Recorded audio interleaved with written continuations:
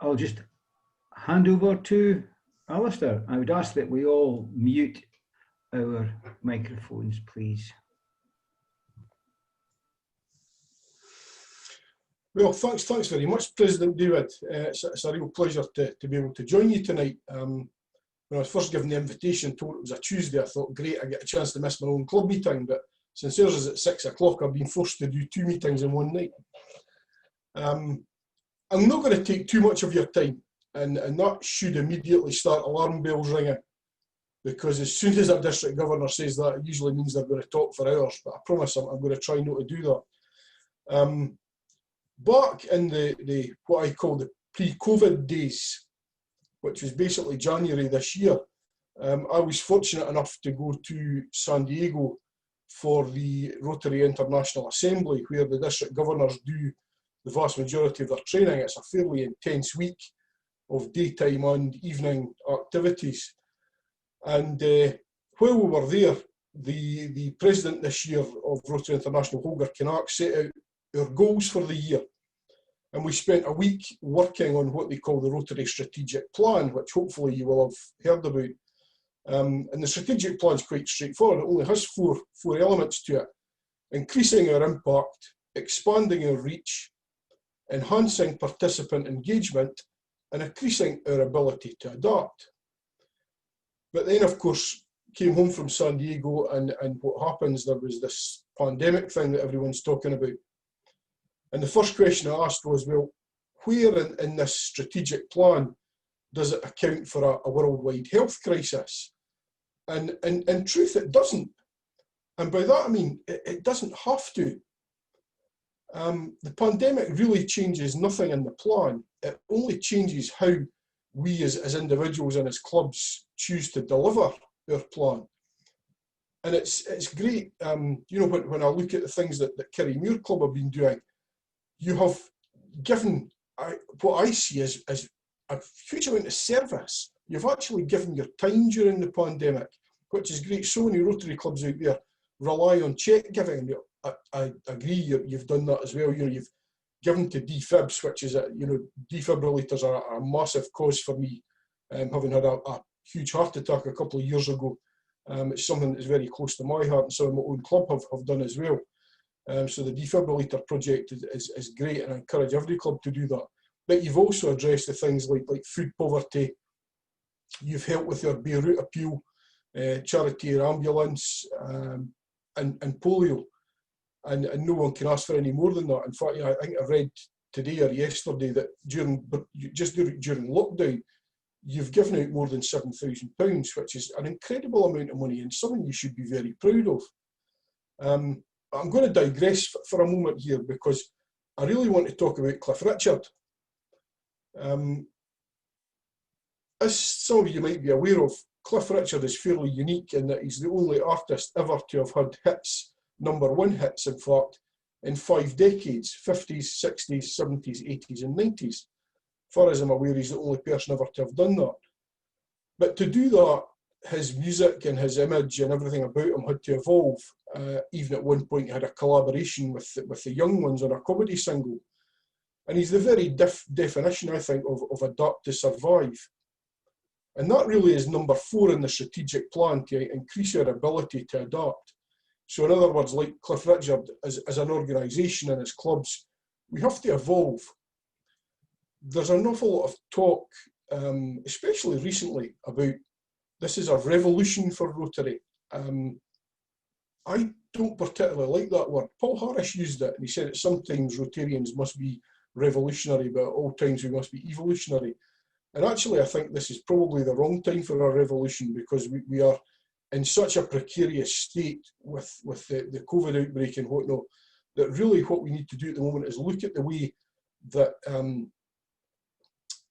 COVID has forced us to change our situation and actually evolve around that. And it's quite an interesting discussion to have.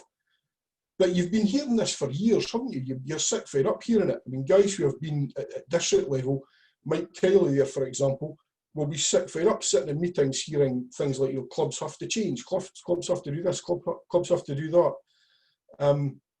But really, to get any change happening, district has to change too. Change has to start from the very top. And it's not easy, as I'm finding out. You've all heard, the analogy about trying to turn around a super tanker. And that's exactly what it's like trying to get district to change its direction on some things. My aim really was to try and deliver this strategic plan at a district level in the following ways. I wanted, first of all, to enhance the links between district and clubs. Certainly for the last 2 years, I feel that the links between the district and the clubs have been slowly evaporating. Fewer and fewer visits from district governors and that sort of thing. And I was fairly determined that it wasn't going to be that way anymore. I wanted to be able to offer more help and support to clubs in every single area. And I think over the last couple of years, I've shown with the introduction of the autumn seminars, the autumn training seminars to help clubs with membership and compliance, DMS, Rotary Club Central, these sort of things. And then just recently there, I did one on cashless fundraising and things like that. I really want to support clubs in every area that I possibly can. Another thing I wanted to do was to refine the structure of the district team. The district team's pretty top heavy, and we really need to refine that. And I wanted to improve our communications within the district, and that has been one of the most difficult things to do. I get an awful lot of kickback, not from the clubs. The clubs are all very keen to make sure that communications are improved and they're as good as they can be. I get kickback from district officers who really don't want to see things change, and this is one of the main sticking points at the moment, is the communications issue. I also wanted us to be able to engage new members by encouraging clubs to evolve and creating, where it's possible, new styles of clubs. That includes things like e-clubs, and especially Rotary clubs. Holger Kinnock said when he spoke at the International Assembly that we should add members who are fit for your club. And I think that makes a lot of sense. You're going to find it very difficult to add members who are not fit for your club. But where you're maybe approached by someone who you reckon wouldn't be a fit for your club, what's the chances of adding a club that's a fit for that person? If you're approached by someone who's maybe younger and maybe wouldn't fit in with your club's demographic and the way you do things, then invite them to set up a Rotary club. There's no age limit for it now. So it's just something to have a think about, because Rotary is a very exciting addition that you can make to your club structure, or some form of satellite club along the same lines. But yeah, as I say, add a club that's fit for the members rather than a member that's fit for the club. And as I said already, we can offer more training and information sharing opportunities, and that includes improving things like the website. Now, for those of you who don't know, who are interested in the website, we are at the moment at the process at Rotary Great Britain and Ireland level of getting a whole new website built, which will change everyone's template site as well, so that the sites will be vastly improved over the next year or so. And there will also be someone on hand, someone employed full-time at Ulster, just purely to deal with the website and queries from it. And hopefully all of these together can fulfil the aims of our strategic plan. That's really what we want to get at here. Now, the crisis that we're in at the moment, that we're hopefully nearing the end of, although it seems unlikely the way things are looking at the moment, has forced us all into an awful lot of changes. And they're not all for the better, and not all changes that we maybe particularly enjoy. However, at district level, and for my personal aims this year, the changes have actually been great news, and they've really been a catalyst and a spur for an awful lot of other things. As I said, I'm committed to a revamp of the district structure. Currently, at district level, at the start of every year, the incoming district governor is given a spreadsheet of all of the positions within district, and it's the incoming district governor's job to fill each of these positions. At the moment, there are 85 district jobs for a district governor to fill when he comes in. 85 jobs. It's untenable, it's undoable most years. Many of the jobs on the list are no longer even necessary. There are things on there like conference sound and conference vision. It's years since we have gone anywhere that didn't have its own sound and vision people for the conference. So Again, they're positions that are completely useless. So the plan at the moment is we're going to remove an awful lot of these positions from the district list. Other positions will be combined to create one into two. We have in quite a few positions a person, for instance, new club formation. We have a new club formation north and a new club formation south. With the technology we have nowadays, geographic limitations like that shouldn't come into it. A new club formation person should be able to join a meeting anywhere in the country. So there's no need for north and south anymore. The important thing, I think, is that we're going to create some new positions, and these new positions will better reflect the needs of the clubs going forward, so that we can offer the help and support that I spoke about earlier on. So I hope to bring in people at district level who are experts on these sort of digital communications, who can help clubs with running their meetings. Similar to the thing I did the other evening, I want to bring in someone who can help with cashless fundraising, who can deal with issues around cash machines and creating QR codes and that sort of thing as well. And all of the roles at district level need to be clarified and redefined. Over the years, they've kind of grown arms and legs. And we need to make the duties and responsibilities of the district jobs very clear. So there will be new job descriptions. They'll be produced over the next few months. We'll also slightly refine the structure and as to who is responsible to who within district.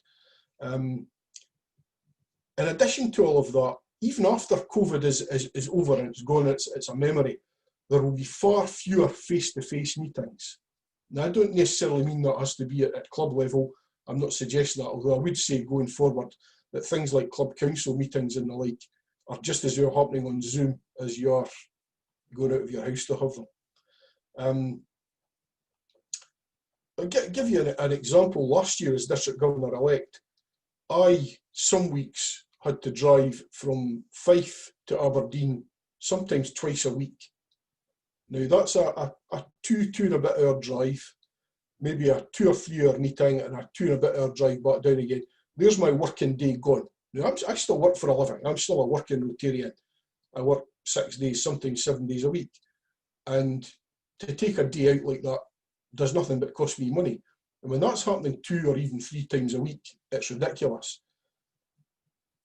I remember once a few years ago, there being a dispute at a club in Fife, and Roddy Duncan and Graham Archibald had to drive from Aberdeen down to Fife for a 1 hour meeting to drive all the way back again. Absolute madness. It shouldn't happen anymore. There's no need for it. So meetings will be predominantly over Zoom at district level, because our meetings at district level really they're business meetings. Anyone that's ever been will tell you, that there's absolutely nothing that goes on at a district executive meeting, for example, that couldn't be done as we're sitting here just now over Zoom, because there's no fellowship aspect to them. There's no meals to be eaten or anything like that. But in addition to that, it means that we can have these district executive meetings and things like that in the evening. I can go in at 7 o'clock on a Monday night. I can do my day's work. I can come home. I can do an hour or an hour and a half on a meeting instead of it taking a full day. So overall, what we're looking at really is a reduction of about 20% in the number of jobs that we need to fill at district level. It'll mean savings in time for everyone across the board. There'll be greater opportunities to communicate because of what we're doing.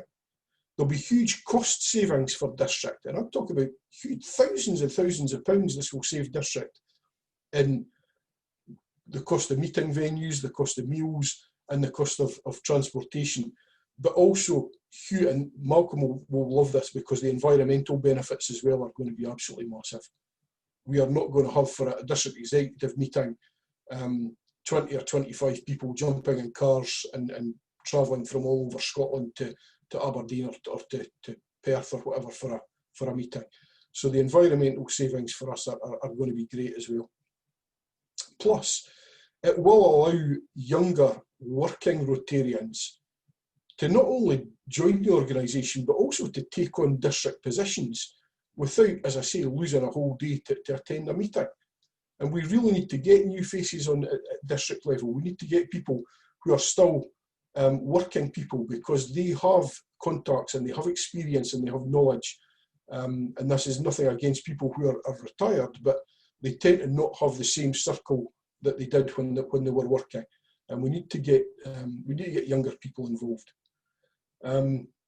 Just while I'm on the subject of changes, we also have introduced a new RILA team. They've got a lot of great ideas. Sheena unfortunately stepped down, but instead of replacing Sheena with one person, we brought in Ros and Gavin, who were the male and female camp leaders, and they're going to run RILA between the two of them now. And they have some fantastic ideas for changes that they're going to make to RILA. Again, to bring it into the 21st century, to make it something that's fit for the kids nowadays, and what they're looking for.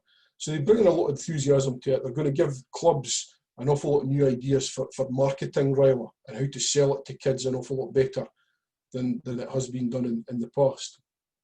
Excuse me. But again, to quote Holger Canuck, friendship and networking makes for strong clubs. I urge you, despite the temptation to stay on Zoom, not to lose the fellowship of Rotary. It's really what makes Rotary different from other charitable organisations is our fellowship aspect. A wee example, we inducted a new member at our club 2 weeks ago, and Cathy has been active in our community for a number of years.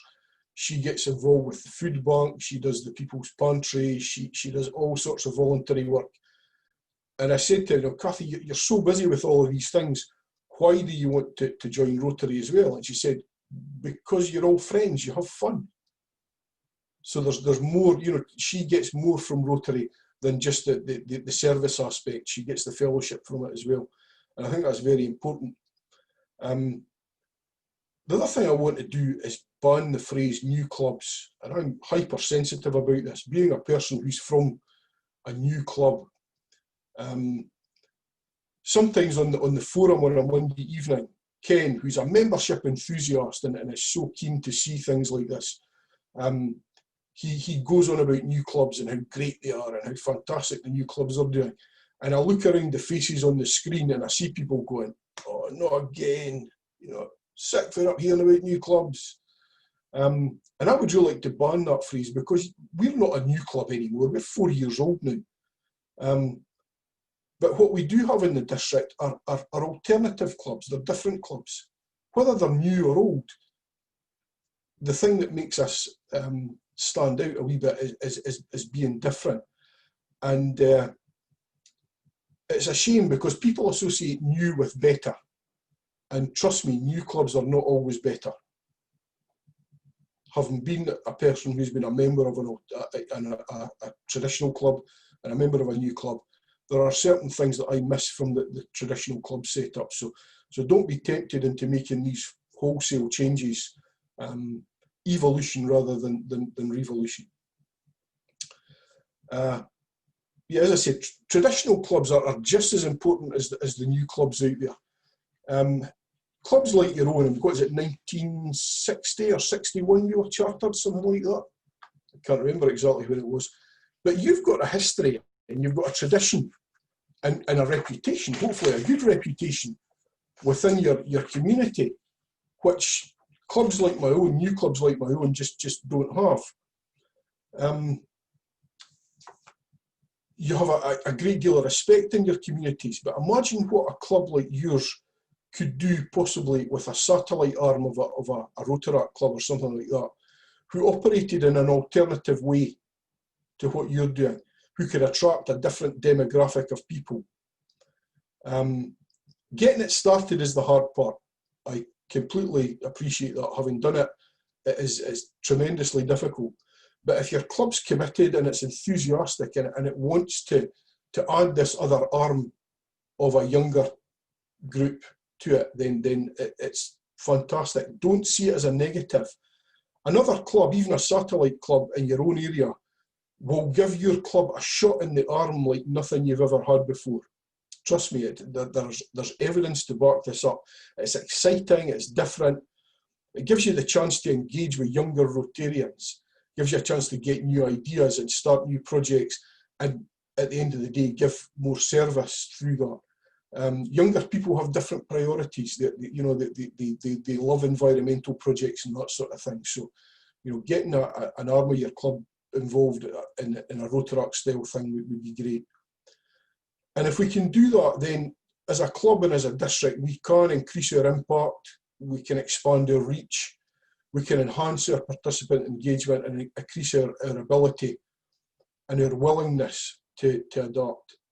I'm happy to answer any questions now.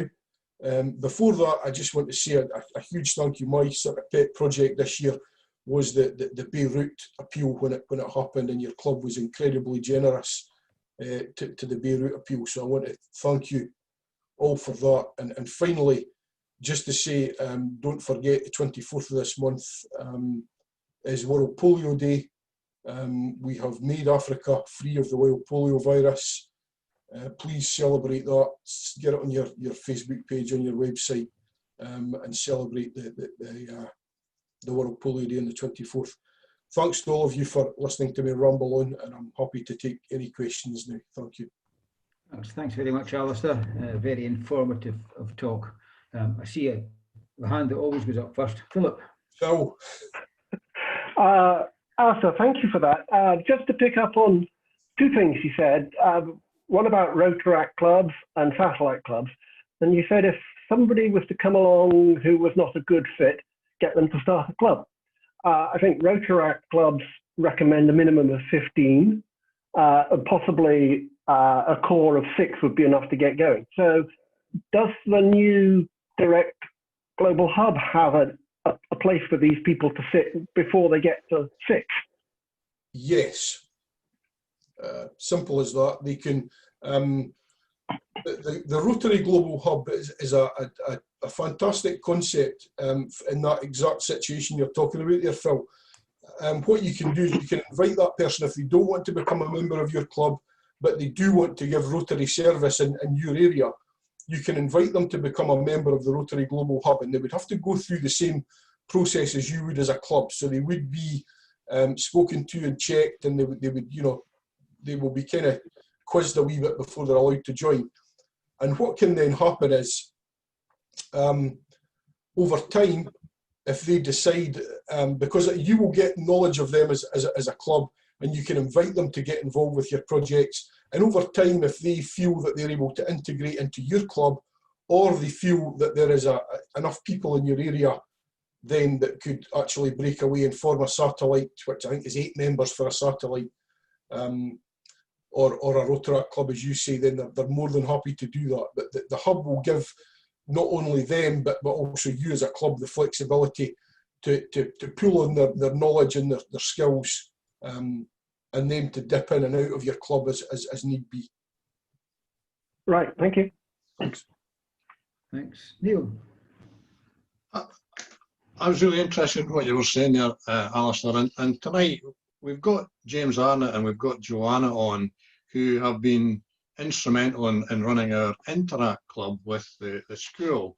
And what has always been something I've thought about was, Kirriemuir being as it is, a lot of these kids, they go off to university when they get to about 17, and they've been really enthusiastic about what they've done with James and Joanna while they were at school, but then you sort of lose them.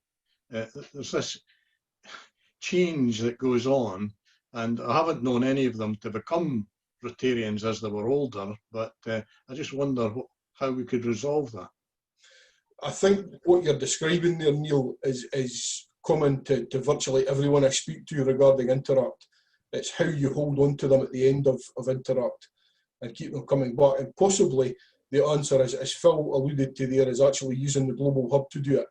And actually, before they leave to go off to university, you in some way encourage them to join Rotary through the Global Hub. They can then still, when they're home for holidays and things, get involved with things that you do as a club. If there's enough of them, again, they can start their own wee Rotaract group in your area. So there are various ways, but I think the hub gives a good way of just keeping a hold of the kids when they go away, especially if they're going off to a university that probably doesn't have a Rotary club attached to it. I think there's only Aberdeen, St Andrews and Dundee that have them at the moment. So, but yeah, your problem is common to a lot of people, Neil. Yeah, understand that, but you know, there's a huge amount of enthusiasm there, and it would be good to hold on to it. Yeah, definitely. Thanks, Neil. Any other questions for Alistair, can you give an overview of the Rotary clubs in 1010? You mentioned St Andrews, Dundee and Aberdeen. I tried as DEO to get in touch with the Rotary clubs, and the only one that responded was St Andrews. And then I think the girl moved on.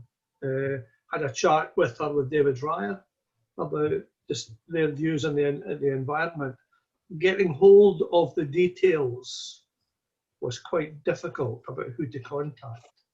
It is, Malcolm, very, very difficult. I tend to put all of my communication through our district Rotary representative, who's a chap called Peter Much, and he's in the Rotary Club of Moray Rotary, attached to the Elgin Rotary Club. Peter, like you, has problems a lot of the time getting a hold of these other clubs. I think he was asked during the summer to get in touch with them, and I think he's probably still waiting on one or two of them getting back to him yet. Because they're university-based clubs, they only operate in term time, they have a very high turnover of faces. Probably the best one to get in touch with is the Aberdeen one, because they have a number of members who Aberdeen St Nicholas have brought into their club. Okay. So they're fairly good at that. But yeah, it's not an easy thing contacting the Rotary clubs, Malcolm, I'm sorry. Thanks. Mike? It's not so much a question, Alistair, it's just a comment. The Dundee Angus one is actually via Arbroath, and I know that the Arbroath club, some of their Rotaractors actually are involved in the Arbroath club as well. So certainly, Malcolm, if you want to speak to Arbroath club, they should be able to have contacts for the Rotary club in Dundee and Angus. Oh. Thanks, Mike. Any other questions? Mark Taylor? So just interested, could you just comment a bit more on your cashless fundraising that you mentioned a couple of times? Is this members of the public managing to or donating via, is it PayPal or some other? That's certainly one of the options we looked at. I have actually the 1010 Vision, which comes out in a couple of days' time, will have a link in it to the YouTube video of the presentation that I gave, and also a link to download the slides that I used for the PowerPoint presentation.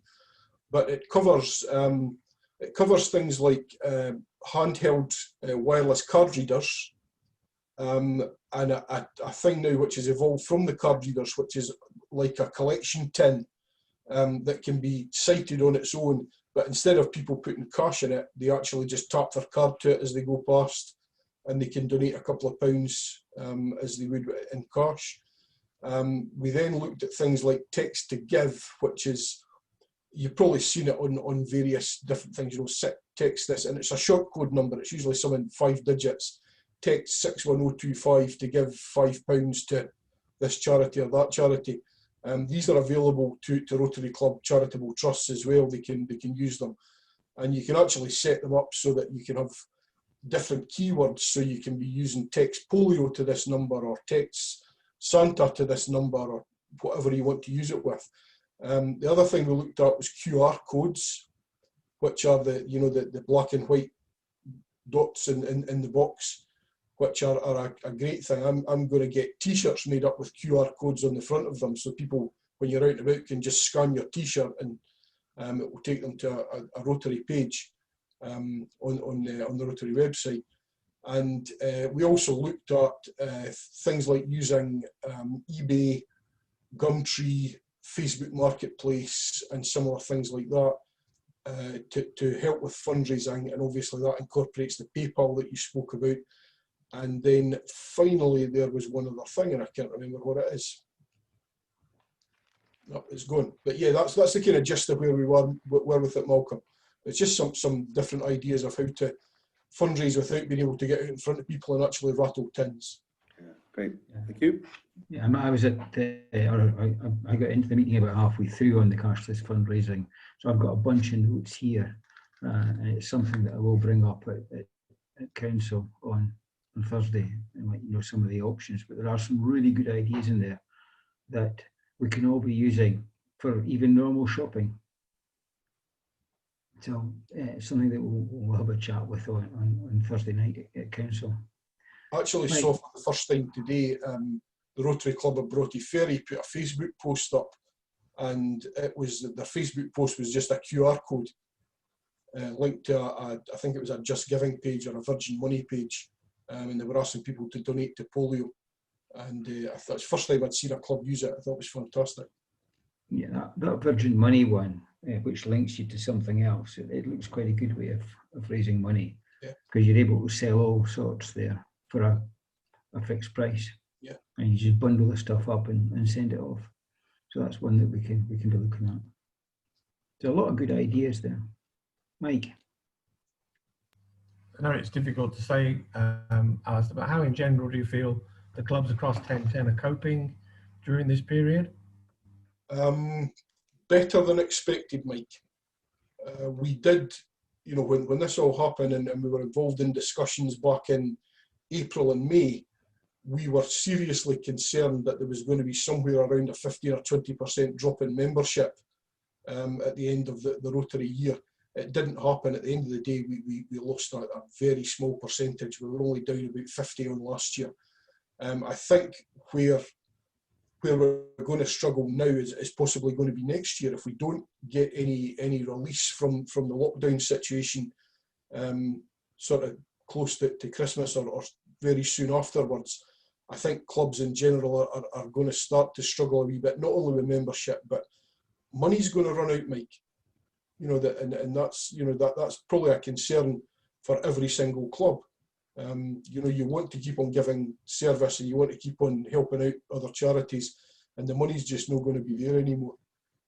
So, you know, I'm very keen. I'm actually quite keen at the moment to see us have a very stringent lockdown, because I think doing that may actually release us from the whole thing a wee bit more quickly. That's certainly my hope. But yeah, at the moment, Mike, I think things are going very well. Our membership is up, I think 20 or 24 on last year. And clubs tend to be coping fairly well. They're fairly vibrant, and they're getting involved with as much as they can. But I already see what I call, you know, a wee bit of Zoom fatigue setting in with people, and it concerns me that maybe 6 months from now it won't be the same picture. But I'm hopeful. Thanks, Alistair. Thank you. Anybody else wanting to quiz Alistair? No. Okay. Well, Alistair, it's been a pleasure having you at the meeting tonight. A very informative talk from you, giving us a real good insight into where Rotary is looking to go, and where district and such like is going as well. Looks like we're going to see a much more streamlined operation, if you like to use that word, and certainly, you know, the support that I've had from the district and have seen from the district with the Monday night forums and such like, and Alistair's chats, it really is positive. I think we should be all geared towards that. Yes, I agree with Alistair that the Zoom is not ideal. We're all missing that fellowship and face-to-face meetings, but we really do have to embrace what we have just now to keep things going. Because without this Zoom or similar, there would be no meetings. So I'm a wee bit like Alistair, that I think maybe a full lockdown for a couple of weeks would help us get over the hurdle. But we'll have to wait and see what those on high decide to do. Again, Alistair, thank you very much. I'm sure we've enjoyed the chat, and we'll look forward to welcome you back again. I just like the members to show their appreciation in the normal way.